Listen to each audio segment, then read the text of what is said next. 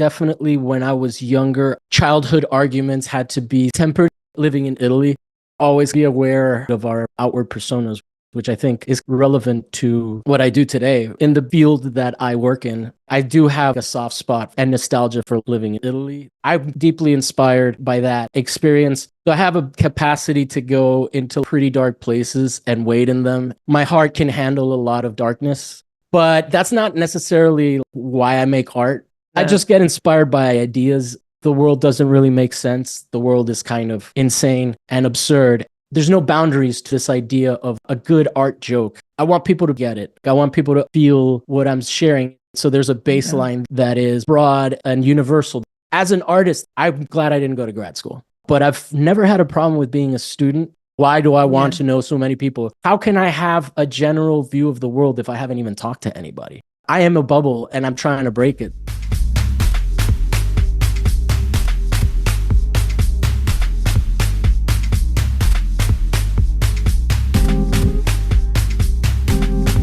Welcome to Angel City Culture Quest, where art, social justice, and the environment meet in Los Angeles.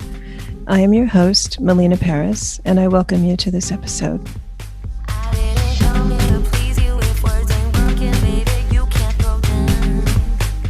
Hi, folks, and welcome to Angel City Culture Quest. Today, we're speaking with artist Javier Proenza from What's My Thesis podcast. I'm going to give you a little bit of information about Javier, and then we're going to get started. The son of United Nations diplomats, artist Javier Proenza grew up in the global foreign service networks of Washington, D.C., San Jose, Costa Rica, and Rome, Italy. While Rome nurtured his interest in art, history, and global politics, his high school and college years in Miami are when he reached his final form of Florida man. His conceptual art practice is centered on the universal absurdities of contemporary experience and is realized in various traditions, including painting, sculpture, video, and installation. In 2018, Javier gave up on grad school, designed a scam to have artists teach him for free, and pretended it was a podcast called What's My Thesis? Hi, Javier. How are you? I'm good. Today. Thank you. I appreciate you having me on. This is actually the first podcast outside of my podcast that I've ever done. So this is exciting for me. That's great. Yeah. Yeah, it's exciting for me too. You graciously suggested that we two art podcasters host one another on our respective shows to turn the tables, so to speak, and instead be interviewed. So I just want to thank you for your idea, and appropriately, your bio, a bit irreverent, provokes questions in me. Okay. I'm happy. In a good way. No, for sure. I mean, hopefully it does something, right? Otherwise, why write it? Exactly. That's the truth. So first, I'm curious, what was it like for you to grow up with UN diplomats as parents, and did their influence foster diplomatic and negotiation skills in you? That's a good question. Definitely when I was younger, our social lives were related to our parents' professional lives. So there was a lot of concern, especially living in apartments in Italy. There's a smaller space. It's not like out here in LA, you have big yards. So childhood arguments had to be sort of tempered in a certain way. Not that they always were, obviously. I come from a family of four. But yeah, it was definitely an influence. I went to a British international school. My best friend when I was little was from Kenya. His dad was a pilot back when pilots did well for KLM. And yeah, I actually knew somebody from a matriarchal society. It's hard to feel bad for him, but it was a funny thing that he used to say. But yeah, so it was a very big international community. We would hang out a lot at my dad's functions and stuff. So we were always kind of taught to be aware a little bit of our outward personas, which I think is kind of relevant to what I do today, which is like constantly stress myself out about trying to be a public person in the field that I work in, because I'm also an artist. Yeah. So I'm curious, how did you traverse being nurtured as a youth in art, history, and global politics in Rome to becoming your final form of Florida man in Miami? It sounds like it was a culture shock. Oh, absolutely. I recently realized that I've been lying to people because I've been saying that I didn't live in the US until I was 12. But actually, I was born in Washington, D.C. So technically, I don't have memories of living in the US until I was 12, I guess is the proper way of saying that. Oh, okay. Yeah, it was absolute culture shock. I remember it being culture shock living in Italy as well, right? Like I remember that we couldn't drink fresh milk because Chernobyl had happened. I think that that was globally, but those are the little Yeah. details that I remember. We had to drink Parmalat. All the stores, instead of being like department stores, everything was very specialized in Italy. It was kind of quaint in some ways. I remember when the first mall was built in Rome and it was crazy. But as an American person, I also remember having birthdays at McDonald's and there was like a Dairy Queen there. So I was inspired by the culture, but I wasn't really of it. I spoke Italian and a lot of my friends were Italian. But when I came to the US, I really realized how not Americanized I was. I had a British accent because I went to a British Mm. international school.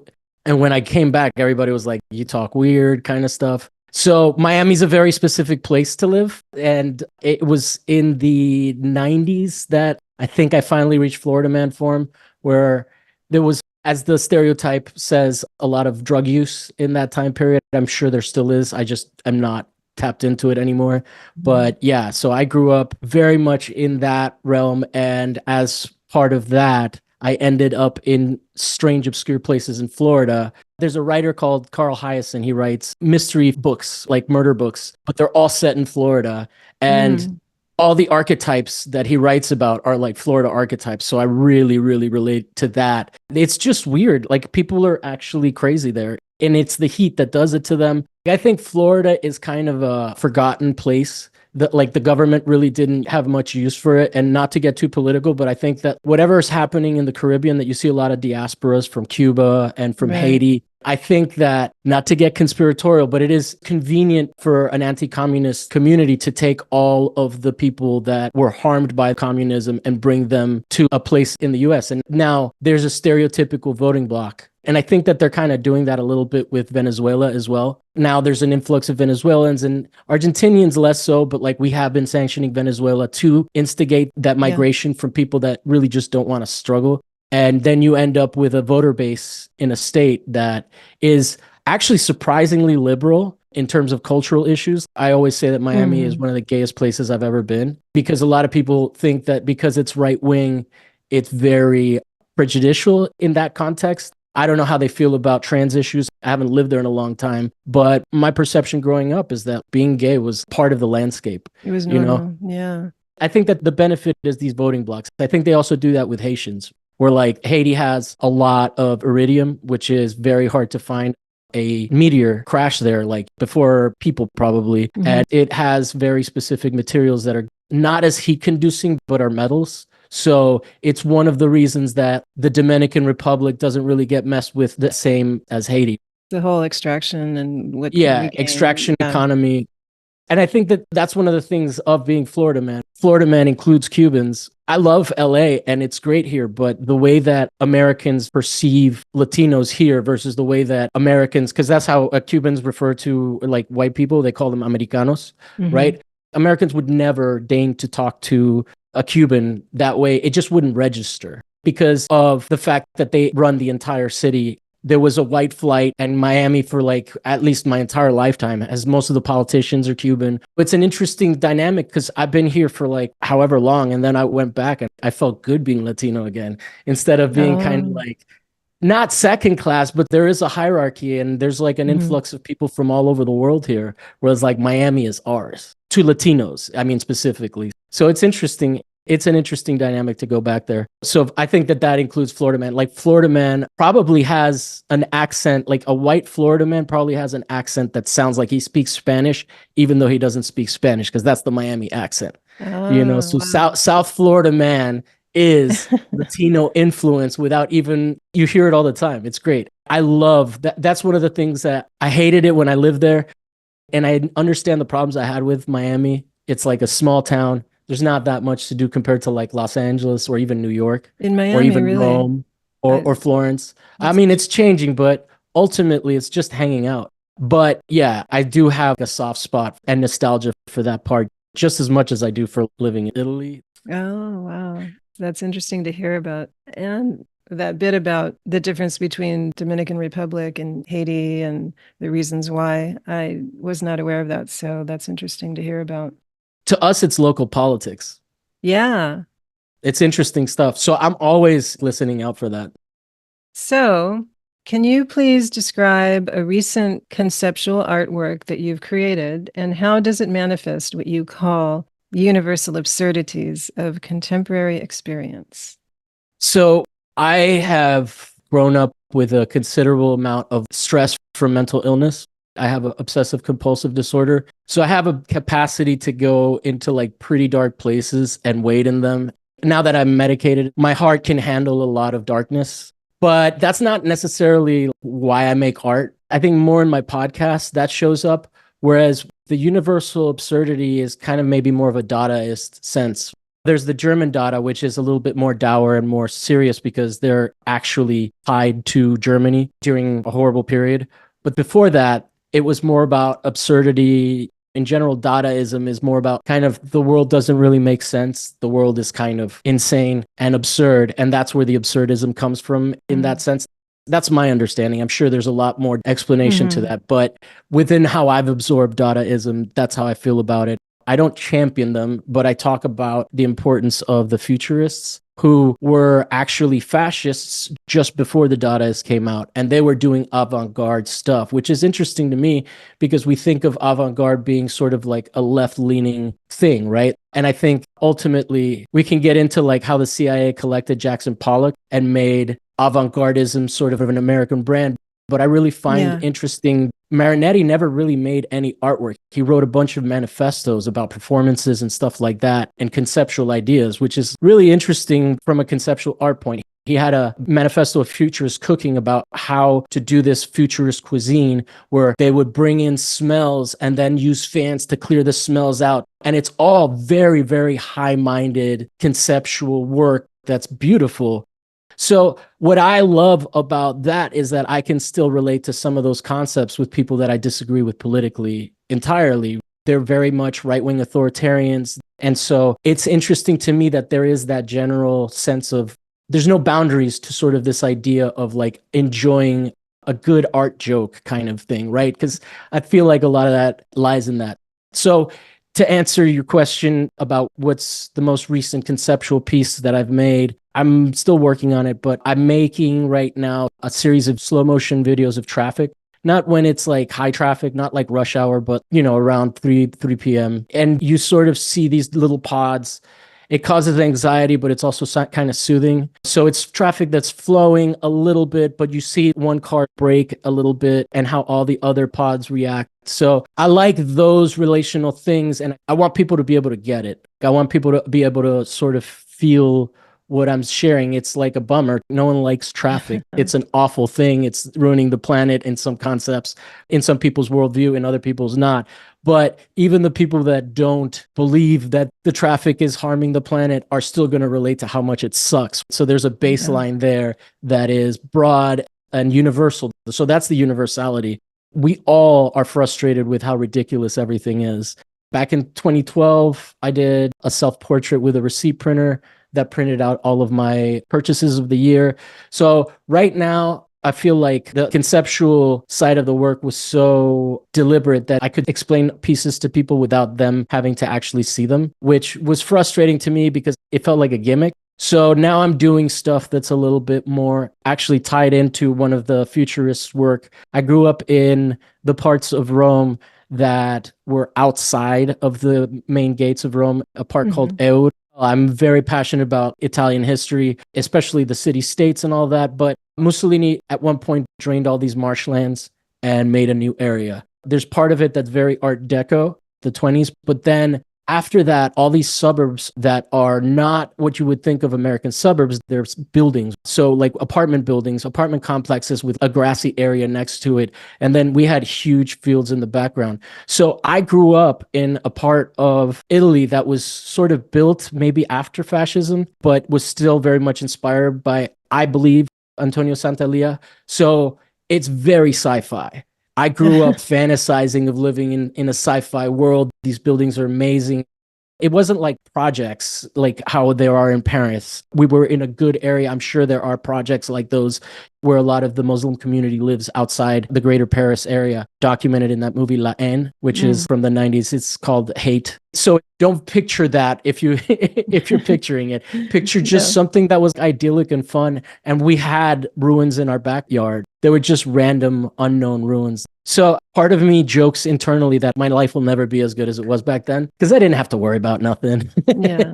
Yeah. And I just got to play back before everybody was freaked out about horrible things. I remember one time my mom told me, like, don't get in a fridge because you won't be able to open it from the inside. And like parents are probably worried about much scarier things. Kids are probably not going to come across a fridge like that because they're not outdoors, like just randomly playing. I tell my mom that there are parts of where we live that she'll never know about that I discovered. These open fields. There was a castle in the background that was used for filming. It had a moat. We tried to go to it one time. We got to the moat. We couldn't get across it. They call it the Eternal City because there's all these layers of history on top of each other. You can go to underground Rome and underneath buildings, you'll see like what the original foundations of what was there was. That's fascinating. I just get inspired by ideas and I love stuff like that. So basically what I was saying is that right now I'm painting these paintings that are deeply inspired by that experience, but I'm painting basically abstractions and I'm not really a painter. So to give an idea of my practice, I work on whatever I feel is appropriate for what I'm trying to do. So like I was saying, I'm more looking for something a little bit more intuitive and less I can tell you exactly what it is, but it's a basic pattern that repeats itself, but I can modulate it and make it look different. And it plays on your perception, makes you think that you're looking at a perspective drawing, but then you see the perspective doesn't make sense because it's not actual 1 point perspective. I would say it's like a repeating little box pattern that looks like buildings, but it also looks like an artifact, like a sculptural element. So I put them right in the middle of the page. At first, it would frustrate me that I was drawing them like that. And then I just leaned into it and I was like, no, I'm doing this because it's an artifact. It's a thing in open space, but it also looks very flat. So it's an interplay on objectness and stuff like that. It's more conceptual work about painting, I guess, to some degree. But that is what I like about conceptual art and why I work in the ways that I work. I like to understand the materials and try to use its voice to play conceptually like that. A great example of somebody that's an inspiration for this kind of stuff is Frank Stella, who recently passed away. Sort of flat stuff, but it's not quite flat. Graphically, it's different, but it's that same like play of the materials. I'm just basically copying him. I realized. No, I'm kidding. It doesn't look anything like it, but it still works. It still sits in the same tradition of painting, where the objectness of the painting is relevant to the objectness of the subject matter. I see. And I think I saw them when I visited you. I think they were laying. Am I describing them well or am I being too grandiose? I think so. I do. I think so. Thank you. Thank you. If you're just tuning in, today we're speaking with Javier Proenza of What's My Thesis. Thank you for listening.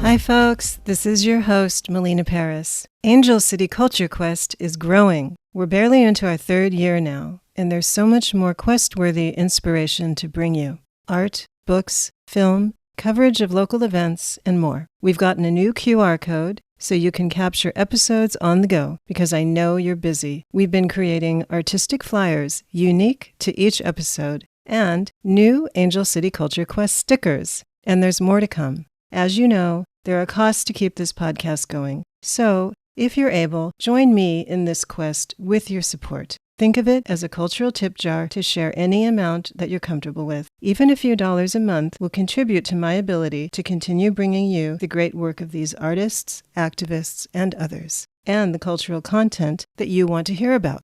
I would be honored to have your support. To donate, please go to my Patreon link at patreon.com/Angel City Culture Quest. There you can also see all of our past episodes. Thank you.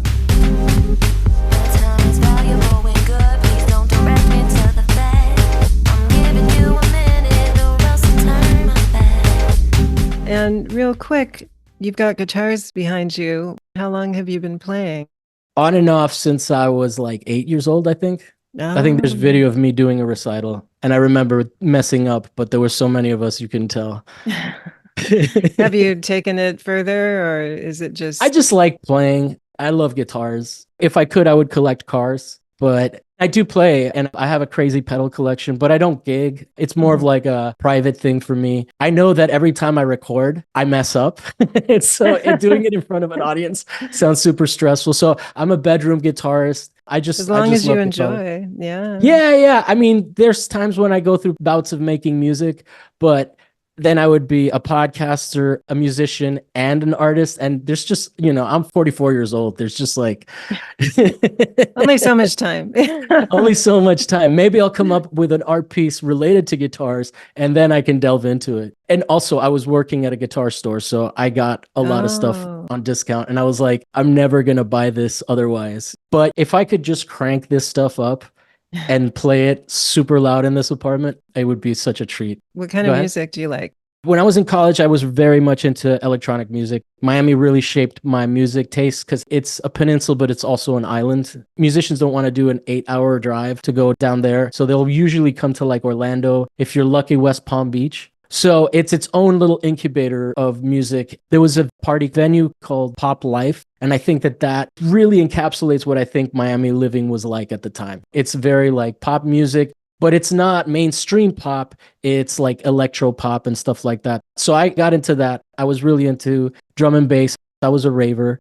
Billy Corgan of the Smashing Pumpkins was one of my favorite guitarists early on. Mm. 1994, when Siamese Dream came out, I was like blown away by it. I still love the way that those guitars sound. I like a lot of stuff. I had a hip hop period. I just got back into it because of Kendrick Lamar and Drake. Yeah, yeah, That there's a beat, whole thing going on like, there. man, you didn't realize how much the Tupac Biggie was carrying back then. But I don't know, would that music be as popular if it wasn't for that? I don't mean to diminish Biggie and Pac, but I definitely am okay diminishing Puffy at this point. Yeah, your taste is very well rounded. That's cool. Yeah, thank you. There's a lot in there. Yeah. So finally, how does your podcast, What's My Thesis, edify you and the artist in you? Oh my goodness. This is such a great question. You kind of gave me goosebumps because I literally had a recent experience. Basically, I have recently started to realize that people listen to it, first of all, and take it seriously, which is an adjustment. It's still a very small show. So if you guys want to come and listen and like and subscribe, please do. But the whole thing, like I said in the intro, I basically didn't want to go to grad school because I didn't really want to teach. But I've never had a problem with being a student. So I did miss out on that sense. At this point, like I've been doing it for 6 years on and off. There was COVID, and I took a couple breaks Mm. during that period to reassess and sort of retool what I wanted to do after like figuring out that everything had changed. But yeah, honestly, the whole concept has always been to have people come and teach me something. And today, as we're recording this, just dropped was Matt Stromberg's episode, who writes for Hyperallergic, which is like a big get for me. And I've had a bunch of people, John Plipchuk, I've had Elmer Guevara, people whose careers are doing very well. And as I'm doing that more and more, I just get to ask them about how the business works. I Mm. had Tita Whitney Leck, who's from around your part of town. I think she went to Cal State Long Beach. I don't know where she's at now, but she basically just, what is it like to have the success that you're having? How did you do it? And it's really instructive. It demystifies the stuff. And then recently I interviewed somebody and they were having stress about, well, before I get to that one, I took my friend to the show at Jeffrey Deitch, which is, I forget what it's called, but it's the one with Rafa Esparza and all those people. And I was there with my friend who was visiting from out of town, and I had some pretty good insights on the show just because I know artists that are in that sphere, artists that are having a dialogue specifically about the show. And I wouldn't know that if I hadn't done the show. I think that as an artist, it makes me realize that I can basically have, you saw my pieces. Matt Stromberg was looking at my pieces. He seemed to be into them. And now I feel like if I get to a point where I feel I have enough work that I really want to do a studio visit with him And show, somewhere yeah. down the line, I don't think that it would be awkward for me to invite him. Whereas if I just hit him up out of nowhere, I was like, hey, I'm a stranger, want to do a studio visit. So I think that that visibility is helpful. And then the other thing that I was saying was that I recently had an artist that had been added to a list of artists on a website of a gallery. They had a show and then they put them discreetly on the website. And I'm not going to say who it is, but I was able to help them with that because another episode that's coming out soon is I talked to an art advisor who basically explained how the whole business side of it works, because without her, billionaires don't or millionaires don't have access to these galleries, because these galleries don't want just like random people mailing them. You get an art advisor and then they have access to the spaces and then they broker the deal, which is such a nuanced thing that I had no concept of. And then I started asking her questions about like what artists should look out for. And based on that conversation, I was able to give this person whose career is actually at a more advanced place because she has the problems that I was helping her with. I was actually able to give her advice because I talked to somebody else. So now I'm starting to realize that this is making me a resource and I can be helpful to people that are my friends and peers, even though I have no experience in the art world at That's those what it's about. stakes. Yeah. So it's really interesting. And I think that that speaks to how opaque all of this is. One of the things that Saskia Bailey, the art advisor, said to me, and I've known her since before the pandemic, probably like since 2018. So like I've known her for 6 years. She just built this career and now she's brokering deals with people. But what she said was that it's a business partnership. And a lot of times artists will be in a situation where they're represented and then they have grievances. But she said they don't have grounds because they didn't negotiate this at the beginning. So basically what I told my friend, the artist that was on the show, who I'm friendly with, I have to be careful with how I word these things now. But what I was able to tell her was that, look, you are at the moment where you need to negotiate with them. And then I talked to my friend and I was like, hey, this happened. And my friend Saskia was like, who I'm talking about, was saying like, oh yeah, it's amazing how often galleries do this. So galleries are incentivized to not have any contracts with you and sort of sneak you under the radar like that. This is a unique thing. This happens all the time. So what I realized is like, this is the time for her to negotiate with them and tell them what she wants because they're obviously interested in her. So sit down, have the discussion of what are your expectations? And then so knowing that, I'm like, well, why can't I do it? It doesn't seem so hard all of a sudden. So as an artist, I'm glad I didn't go to grad school. Short answer. And that's not for everyone. This is not a fun thing to do on a regular basis. You have to really, really enjoy it. It's work. I know, but I enjoy it too. So yeah. But that's great. I love it because it just came right back around to my first question, your negotiation and diplomatic skills. Yeah, definitely. And honestly, it's something that I do think about. Why am I doing this? Why do I want to know so many people? Because a lot of people don't want people to want things from them. And that's a perfectly valid thing. So like, what is it about me? And it is that I'm getting a whole lot out of it. All the nonsense that goes on, all the egos, all the things that happen, all the stress that comes, because I do it weekly and putting out an episode weekly and all of that and deciding what order to put things in and, oh, it's doing well is also stressful, you know? Yeah. And there's a lot to do. There's a lot to do. Yeah.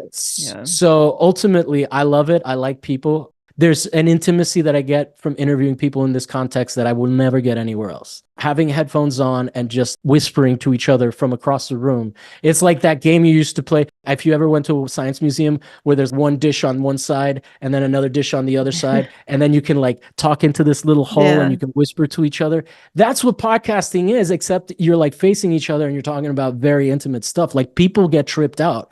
And sometimes people freak out just because of the intimacy. And that's where the anxiety comes. And if you have empathy, you can get past that. You'll be like, okay, this person's really stressed out. It's not worth it to put out this episode. Yeah. Well, that's amazing. And I could see why you're being inspired by all this and 100%, the connections and being able to give back to your friends. That's a wonderful thing. I'm less concerned about that part, but it seems to be also part of it. Yeah.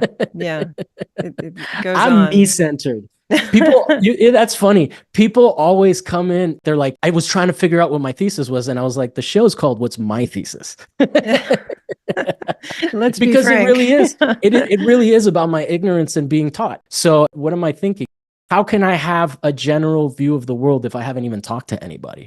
I am a bubble and I'm trying to break it. I appreciate the time constraints, so I want to honor you. But I also don't want to give you like, sometimes people come on and they give you like a one-word answer and you're like, I worked really hard on that question. I know. No, it's about communication though. Yeah. And I think that's key and sharing that information. And that's Yeah. important. I think it's great. So thank you and Thank carry you so much. on. Thank you so much for having me. This is Thank great. you, Javier. I appreciate your suggestion and I appreciate you coming on. Where can people find you? Well, they can first of all listen to What's My Thesis on YouTube or wherever podcasts are available on audio Mhm. platforms. We have an Instagram. It is What Is My Thesis because my first one got canceled from Oh, Instagram. They never tell you why. And then we have Twitter as well. That is What's My Thesis as well. And I'm at Javier Proenza on Instagram. As you know, there's a lot of work in podcasting. I've caught up to a place where I can spend more time on my practice. So check that out. There's going to be a lot more at Javier, JAVIER PROENZA with an at in front of it. That's my Instagram. Thank you so much for the opportunity. As you know, our job is to sort of sit and listen. And as you can tell, I have a lot to say. yeah. It's been really interesting though. So Yeah, yeah. We are beyond friendly. We're friends now. So I declare it. Unless you declared. reject it. You're No, welcome no, to no. reject Declared and it. accepted. Okay, cool. Well, thank you so much. Thank you, Javier.